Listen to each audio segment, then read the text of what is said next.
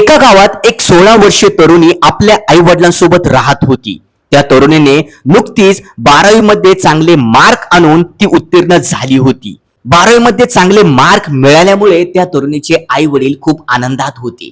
आता त्या तरुणीने पुढे कुठलं करिअर निवडावे याचाच विचार तिचे आई वडील करत होते.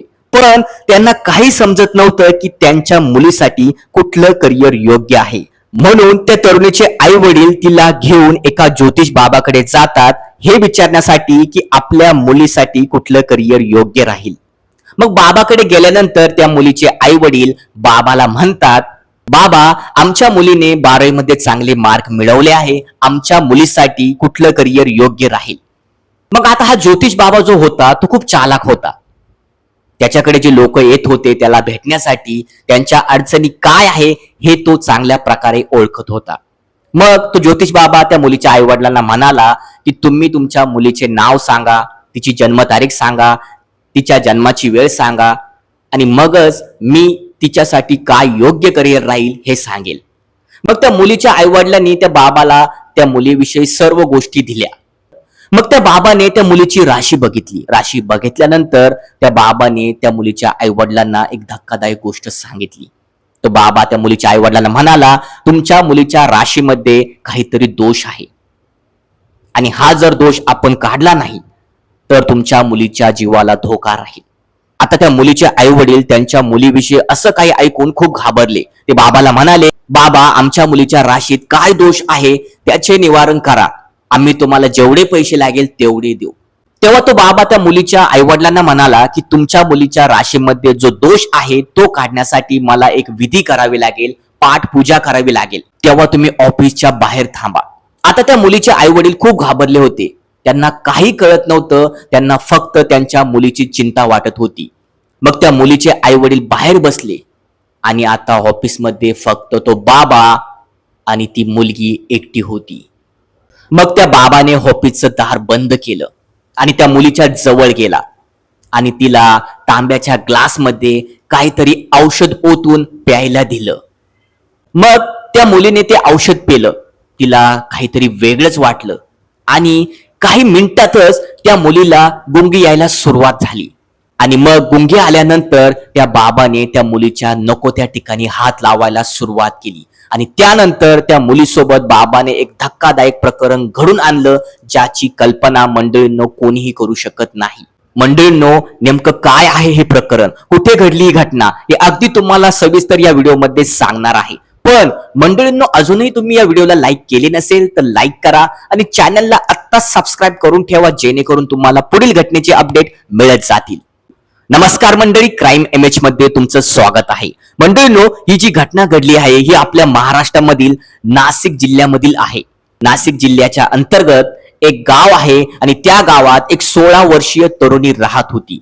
ही जी तरुणी होती ही 12वी मध्ये शिकत होती आणि काही महिन्यानंतर या तरुणीने 12वीची परीक्षा दिली आणि 12वीच्या परीक्षेमध्ये ती चांगल्या मार्कने उत्तीर्ण पण झाली.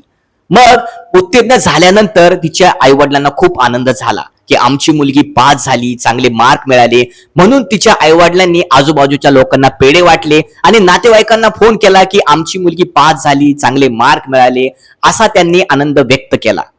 मग 12वी पास झाल्यानंतर त्या मुलीच्या आई वडिलांनी त्या मुलीच्या करिअर विषयी खूप विचार केला की आपल्या मुलीसाठी कुठलं करिअर योग्य राहील, कुठल्या करिअर मध्ये ती गेली तर त्यामध्ये चांगलं करेल.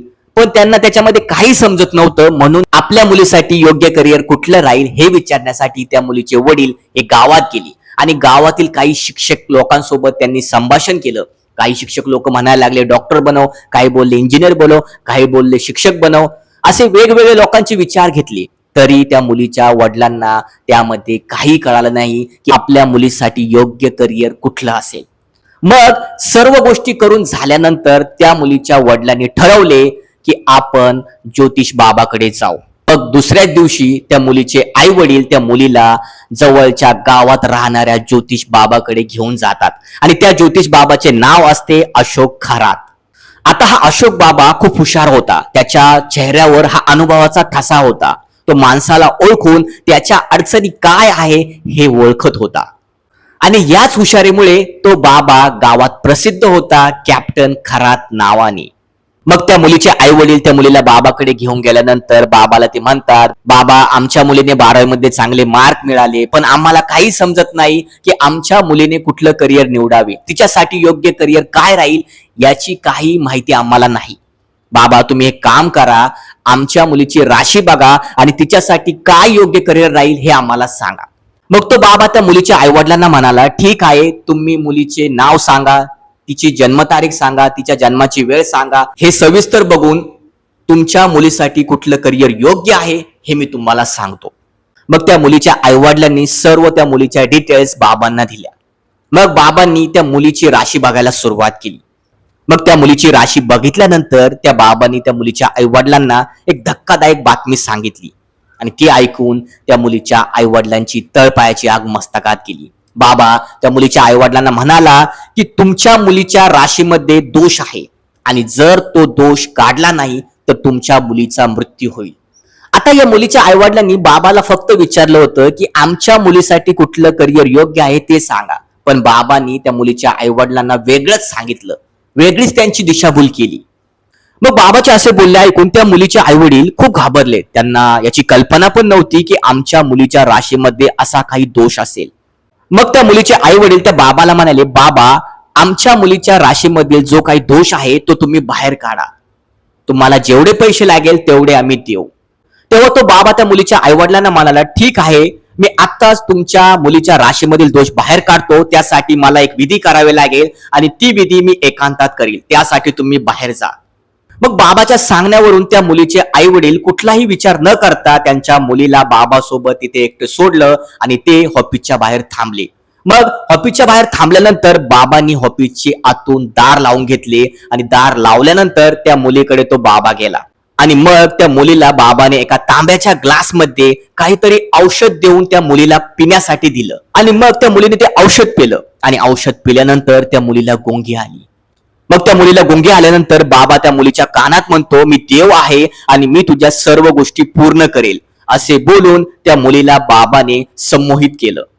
मग संमोहित केल्यानंतर बाबाने त्या मुलीला टेबलवर बसवलं, तिच्या खांद्यावर, छातीवर सर्व ठिकाणी हात लावायला सुरुवात केली आणि तशाच बेशुद्ध अवस्थेत त्या मुलीसोबत बाबाने जबरदस्ती केली. आता जबरदस्ती करताना त्या मुलीला काही कळत नव्हतं की बाबा तिच्यासोबत काय करत आहे, पण बाबाने स्वतःच्या मनाची इच्छा त्या मुलीसोबत पूर्ण करून घेतली. आता त्या ऑफिसच्या रूम मध्ये काय चाललंय हे त्या मुलीच्या आईवडिलांना काहीच माहित नव्हतं, कारण त्या बाबाची रूम ही सिक्रेट होती. काचेच्या आतमध्ये कोणीही बघू शकत नव्हतं आणि काचेच्या बाहेर बाबा बघू शकत होता. बाबाला सर्व माणसे काचेच्या बाहेरून दिसत होते आणि बाबा त्यांची मजा घेत होता. मग ती मुलगी अचानक शुद्धीवर आली आणि तिने बाबाला वेगळ्याच अवस्थेत बघितलं आणि स्वतःला पण बघितलं. तेव्हा तिला समजलं की आपल्या बरोबर खूप विचित्र घटना झाली आहे. मग त्या मुलीने ऑफिसचं दार उघडलं आणि मग ती आपल्या आईवडिलांकडे रडत रडत गेली आणि आईवडिलांना सगळं काही सविस्तर सांगितलं. मग त्या आईवडिलांनी त्या बाबाच्या 2 थोबाडीत मारल्या आणि जवळच्या पोलीस ठाण्यात जाऊन त्या बाबाची तक्रार केली.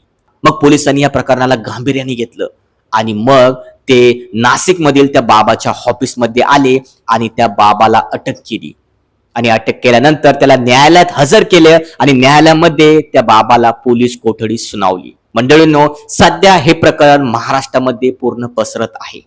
मंडळींनो, या जगात अशोक खरात सारखे बाबा खूप आहे. पोलिसांनी त्यांचा शोध घ्यावा, त्यांना पकडून त्या आरोपींना शिक्षा द्यावी. मंडळींनो, महाराष्ट्रातील अशोक खरात विषयी तुमचे काय मत आहे आम्हाला कमेंट मध्ये नक्की कळवा. मंडळींनो, या घटनेचा उद्देश कुणाच्या भावना दुखवणं किंवा अस्थिरतेचा प्रसार करणं हे नाही.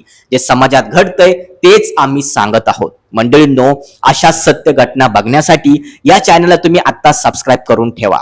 तर चला मंडळी, भेटू पुढच्या एका नवीन घटनेमध्ये, एका नव्या व्हिडिओमध्ये. तोपर्यंत जय महाराष्ट्र.